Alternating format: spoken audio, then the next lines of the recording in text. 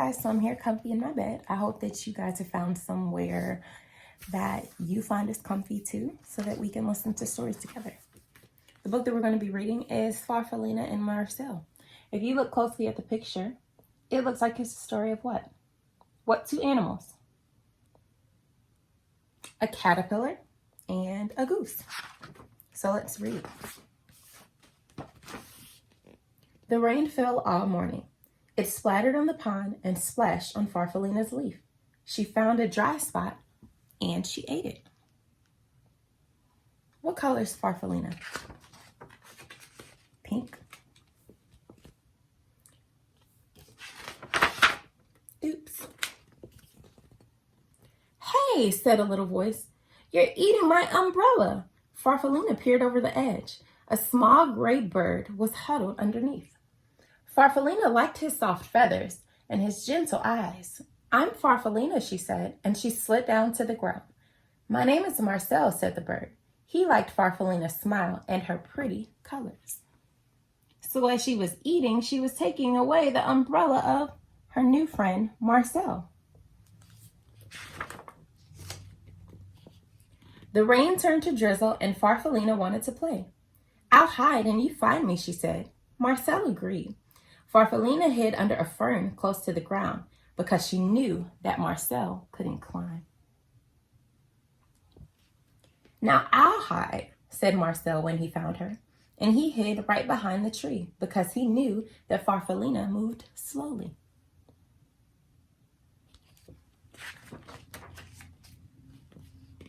I can take you for a ride on the pond, said Marcel. Farfallina inched her way up to Marcel's back. You tickle, said Marcel as he slipped into the water. Farfallina giggled. There's so much to see, she said.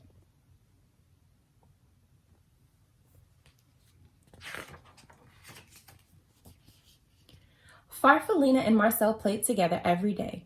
They liked the same games and they liked each other. But one day, Farfallina was not herself. I'm not sick, she told Marcel, just a little uncomfortable. I need to climb up onto a branch and rest for a while. I'll wait for you, Marcel called as Farfallina made her way up the tree. Marcel watched until Farfallina was completely out of sight. Then he settled himself in the grass and waited.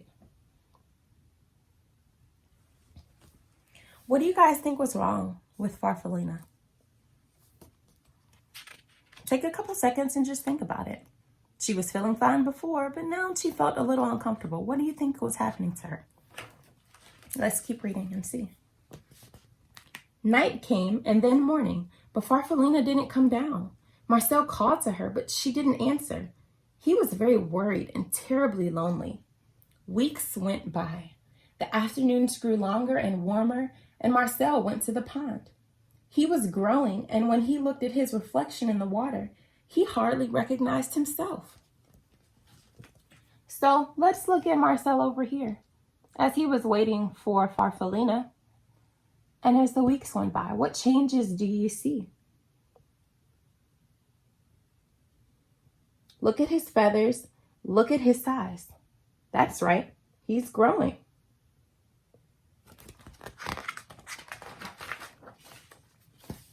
He went back to the tree every day to look for Farfallina, but she was never there, and after a while, he gave up. At the top of the tree, Farfallina was snuggled in a blanket of glossy silk. She was growing too. Let's see, do you see Farfallina way up there?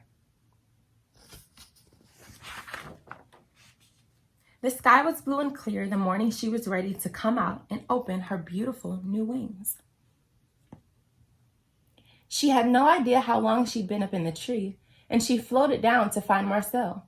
I'll just wait, said Farfallina when she didn't see him, and she sat on a flower. So all of the eating and the playing that Farfallina was doing was preparing her to make a cocoon so that she can turn from a caterpillar into a butterfly.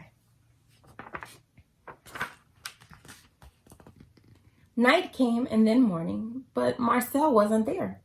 Farfallina was tired and confused. She fluttered around a bit and went to the pond. The pond was glassy smooth, except for the ripples made by a large, handsome goose who was swimming in solitary circles. Farfallina shivered with disappointment. Why do you think that she was disappointed or that she was sad?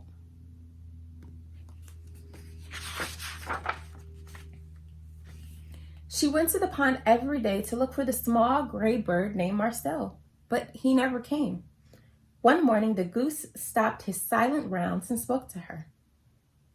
"You must like it here," he said. Farfallina fluttered a bit. "I've been waiting for a friend," she said sadly, "but I don't think that he'll come."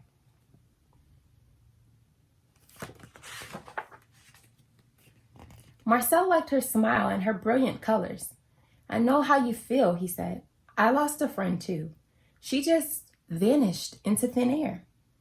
Farfallina liked his sleek feathers and his gentle eyes. "A ride around the pond might cheer you up," Marcel said. Farfallina thought it would, and she settled herself on Marcel's back.